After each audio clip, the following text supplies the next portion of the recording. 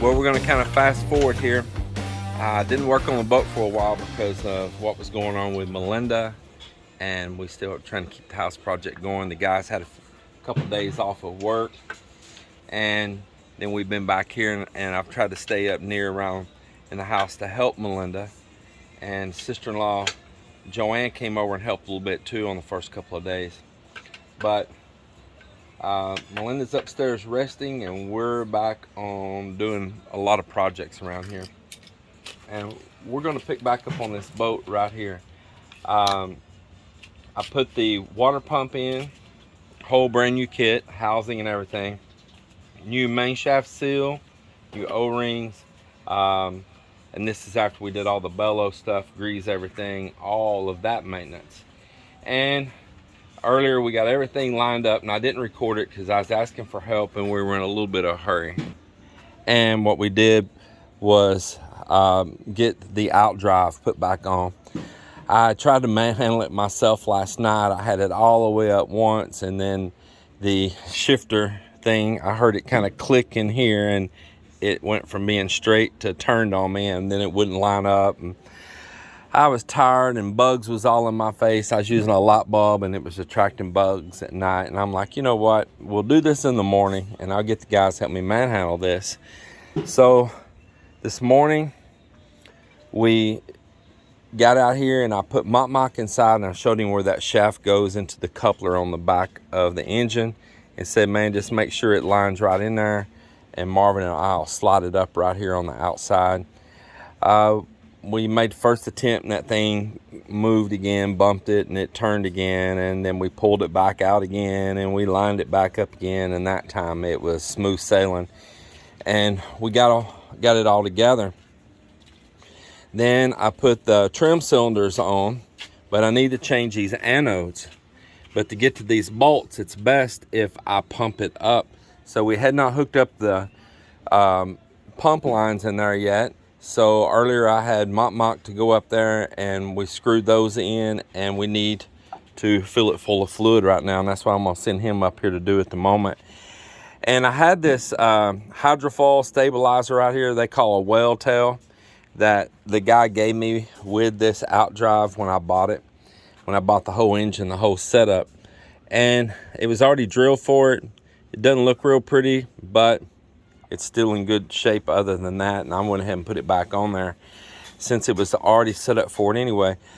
You might want to loosen those back just a little bit because it looks crooked. You see? See it sticking over that way? Maybe loosen each one up a little bit and see if it'll turn back around the other way some.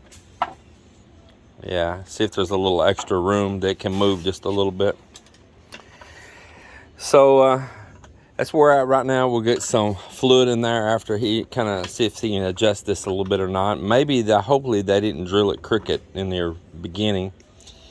And from there, we're gonna get a couple motor mount bolts set in. We got some other little connections and stuff I want to go around and do.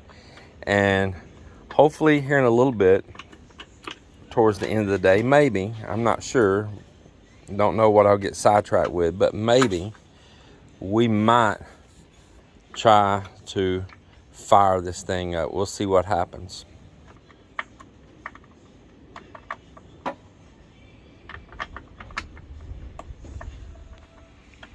Pumped all the air so far out of the system. I'm sure there's more, but got it pumped up here, and that's a good sign. So he can get to these anodes now and change them out. And I'm gonna double check my tightness on all of these bolts right here on this lower unit.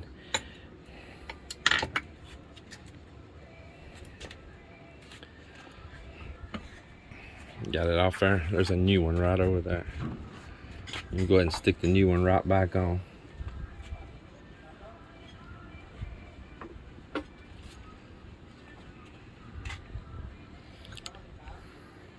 So before you put that back on there though, I've got this little stuff that just came in on Amazon today. It's called anti-seize. Let me go get that before you put those bolts in there. Hold on, Mike.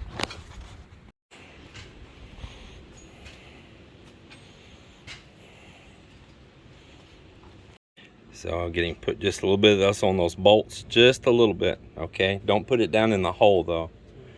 And just put just a little bit on the threads before you put them back on there. Yep, just a little bit.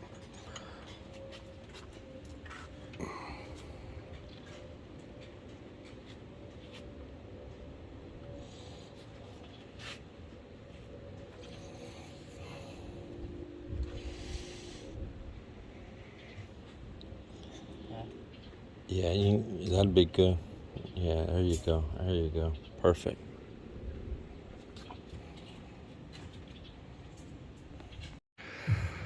Well, it's late in the evening. I just got done putting the gear oil, pumping it in from the bottom on the Outdrive right there.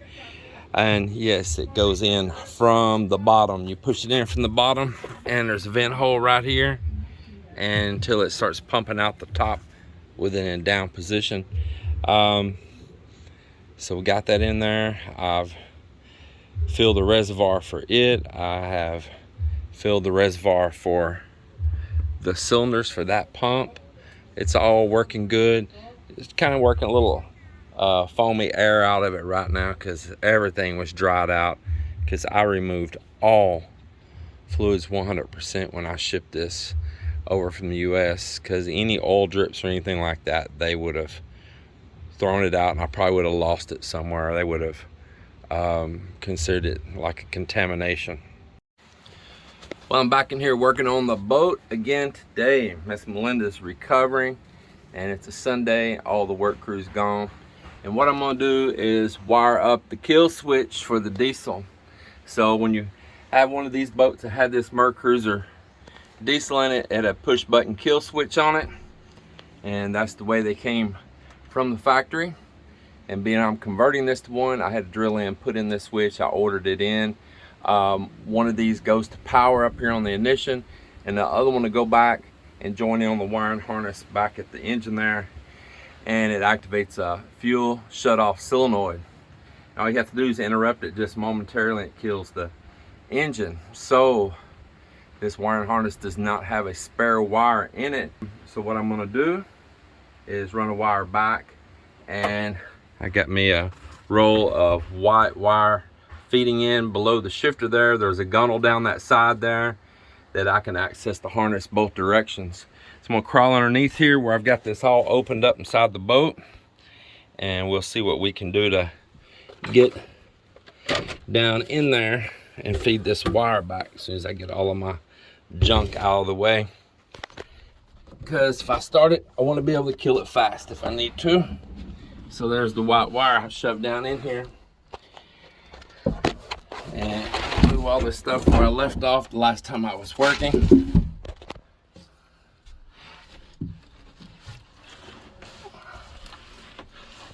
Got the battery off the boat at the moment. I had ran the lights here quite a bit and stuff without running the boat. And so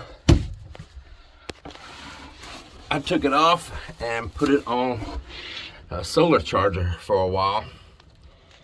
And there's the wire there. We ran through here. All right.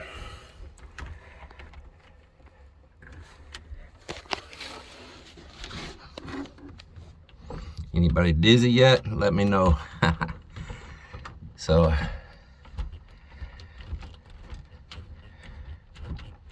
it should be back here in the engine compartment now.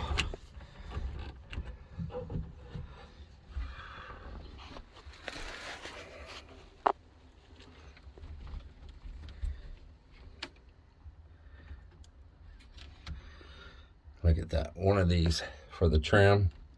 It's on the back side of the hoses. The other one is on the front side of the hoses. Yeah, sloppy job, sloppy job.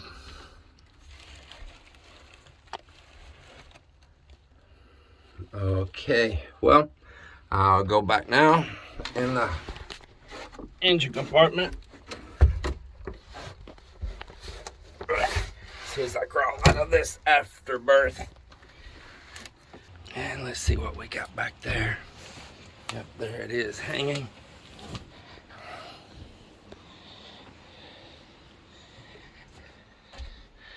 There it is. So now I'll continue to feed it down through the harness,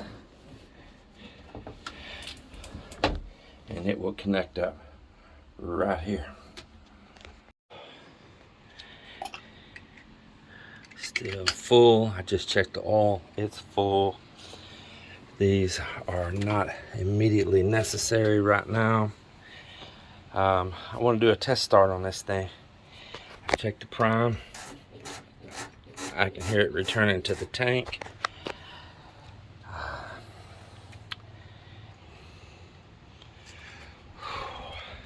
Let's turn on some water here and go see if this boat cranks up. She's squirting.